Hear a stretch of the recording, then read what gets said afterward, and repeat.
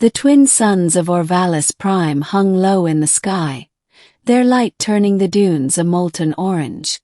Ethan Vale trudged through the desert with the stubborn determination only a human could muster, the wind biting at his face and the sand crunching beneath his boots. His cargo hauler had broken down miles from the nearest settlement, and he was carrying the replacement power cell on foot. It wasn't the first time the desert had tested him, and it probably wouldn't be the last. Halfway up a dune, something caught his eye, a faint glint of metal against the sand. At first, he thought it was scrap from an old wreck, but as he got closer, his stomach twisted. It wasn't scrap. It was a person.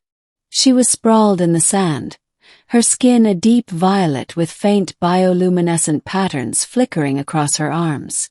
Her breathing was shallow, her lips cracked. The armor she wore, or what was left of it, was riddled with plasma burns. A dark, shimmering blood pooled beneath her, soaking into the sand. Ethan dropped to his knees. "Hey! Stay with me!" Her eyes flickered open, gold irises ringed with flecks of crimson.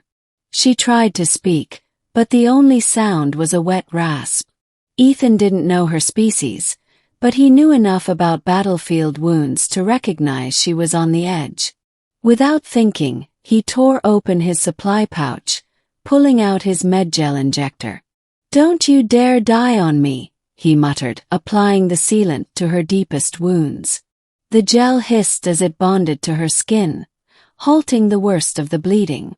When he lifted her head to give her water, she stared at him in disbelief. "Human," she whispered, as if the word itself was impossible. "Yeah," he said, glancing over his shoulder at the horizon. There was no way he could drag her back to town in time. If she was going to live, they'd have to take shelter and wait out the night. He hoisted her up, feeling her tremble against him. She was surprisingly light for her height. Her armor clinked softly as he carried her toward a rock outcrop, the only shelter for miles. He didn't know it yet, but that single choice, to save her, would ripple across the galaxy. The secret she carried. Inside the shelter, Ethan set her down gently. The wind outside howled, carrying the fine grit of the desert. He activated a small portable heater and dug out a ration pack. She was still pale, or whatever her species equivalent of pale was, but she was conscious enough to watch him warily. "Why?" she asked at last, her voice hoarse. "Why would you help me?" "Because you're bleeding out in the middle of nowhere," Ethan said, frowning. "What kind of question is that?" Her eyes searched his face for something, and then she gave a short, bitter laugh. "Humans. Always doing the impossible things." She winced as she shifted, and Ethan took a closer look at her armor. The insignia on her shoulder plate was unmistakable, the crest of the Vela Ascendancy, one of the most feared powers in the Outer Rim. The Vela were known for their merciless expansion campaigns, and their absolute hatred of humanity. "You're Vela," he said slowly.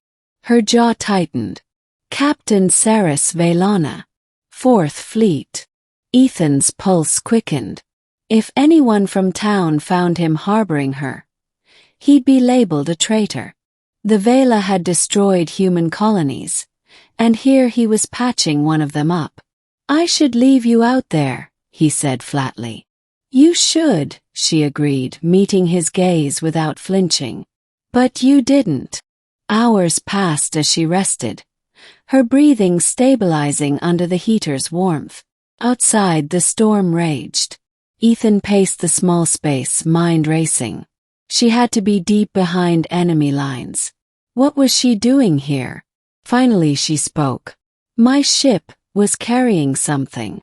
I was ordered to destroy it before capture, but I couldn't." He turned to her.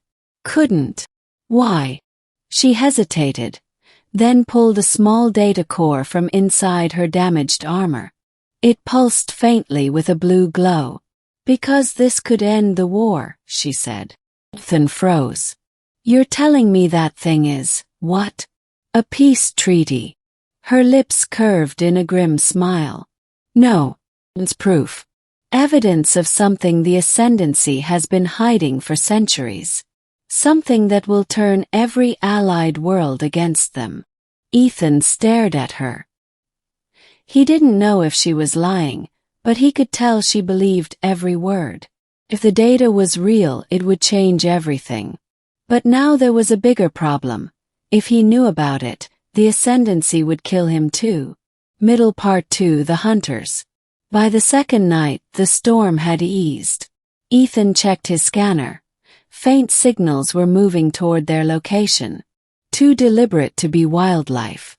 Too slow to be a caravan. They're looking for you, he said. Sarah's jaw clenched. Hunter drones. They won't stop. Ethan grabbed his rifle. Then we move. She tried to stand but nearly collapsed.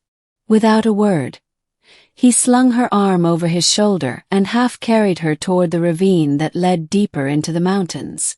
The signal blips on his scanner were getting closer. The first drone appeared over the ridge. Sleek, black, and insect-like.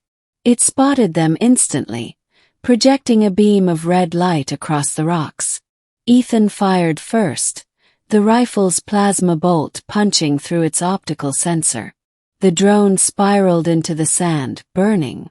Another two appeared, their weapons charging. Ethan cursed and pulled Saris into cover. You're not going to survive this carrying me, she said sharply. Not planning on dying either, he shot back. Her hand brushed his rifle. Let me. For a second he hesitated, then handed it over.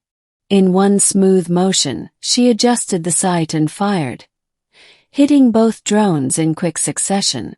The last one dropped smoking into the sand. Ethan whistled. Remind me not to make you angry.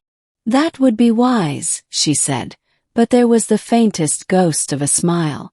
Climax the choice. By dawn, they'd reached a hidden communications array, an old smuggler relay Ethan had once used. He could upload the data core here, broadcasting it to every free network in the quadrant. But as soon as he did, every faction in the galaxy would know he was the one who sent it. He set the core on the console. Once this goes out, there's no taking it back. Saris nodded. If it's sent, the ascendancy will fall. But they'll hunt us both until they do. He studied her for a moment. She was still pale, still weakened, but there was steel in her eyes. She'd crossed enemy lines, defied her own orders, and nearly died for this. Ethan took a deep breath. Let's do it. The core's light flared as he activated the transmission. Streams of encrypted data shot into the ether, leaping across comm relays and pirate satellites toward every major power in known space. Somewhere alarms would already be sounding, ending the shockwave. It didn't take long. By the time they reached the outskirts of the nearest settlement, Ethan's comm was flooded with news bursts. The Vela Ascendancy's atrocities were splashed across every network. Hidden extermination orders, forced labor colonies, entire planets stripped bare. The galaxy was furious. Worlds that had once feared the Vela were declaring open rebellion. Fleets were mobilizing, not under human banners, but under the united cause of ending the Ascendancy's reign. And in every report, one detail kept repeating, that the whistleblower had been a Vela fleet captain saved by a human in the desert. You've started something you can't stop, Sarah said quietly as they walked. Ethan shrugged. Wasn't trying to stop it.